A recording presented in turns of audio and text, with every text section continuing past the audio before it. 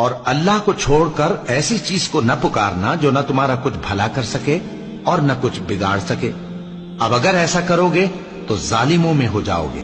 اور اگر اللہ تم کو کوئی تکلیف پہنچائے تو اس کے سوا اس کا کوئی دور کرنے والا نہیں. اور اگر تم سے بھلائی کرنی چاہے تو اس کے فضل کو کوئی روکنے والا نہیں.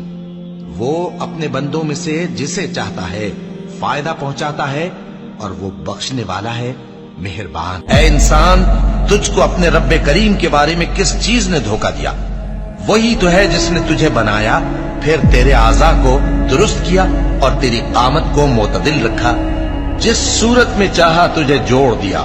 مگر افسوس تم لوگ جزا کو جھٹلاتے ہو، حالانکہ تم پر نگہبان مقرر ہیں، یعنی معزز کاتبین.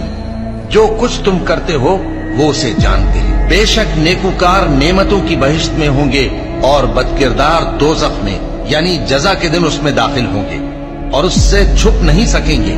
اور تمہیں کیا معلوم کہ جزا کا دن کیسا ہے؟ پھر تمہیں کیا معلوم کہ جزا کا دن کیسا ہے؟ جس روز کوئی کسی کے کچھ کام نہ آ سکے گا اور حکم اس روز اللہ ہی کا ہوگا. اور ہم نے بہت سے جن اور انسان دوزخ کے لیے پیدا کیے ہیں. ان کے دل ہیں لیکن ان سے سمجھتے نہیں، اور ان کی آنکھیں ہیں مگر ان سے دیکھتے نہیں، اور ان کے کان ہیں پر ان سے سنتے نہیں. یہ لوگ بالکل چوپایوں کی طرح ہیں، بلکہ ان سے بھی زیادہ بھٹکے ہوئے.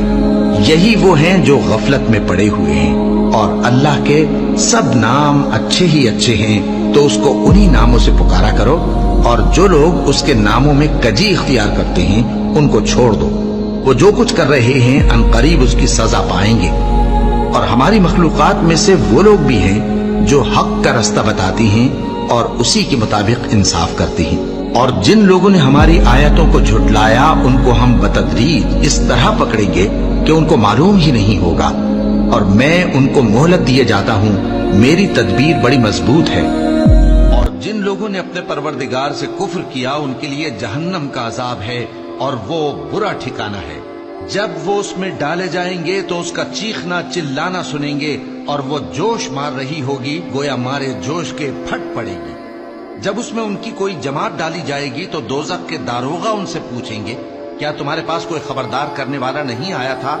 وہ کہیں گے کیوں نہیں، ضرور خبردار کرنے والا آیا تھا، بس ہم نے اس کو جھٹلا دیا اور کہا کہ اللہ نے تو کوئی چیز نازل ہی نہیں کی، تم تو بڑی غلطی میں پڑے ہوئے ہو. اور کہیں گے اگر ہم سنتے یا سمجھتے ہوتے تو دوزخیوں میں نہ ہوتے.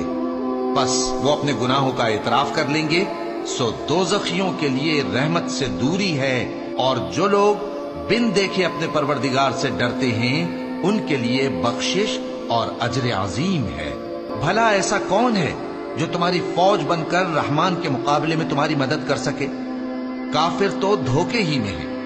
بھلا اگر وہ اپنا رزق بند کر لے تو کون ہے جو تم کو رزق دے سکے؟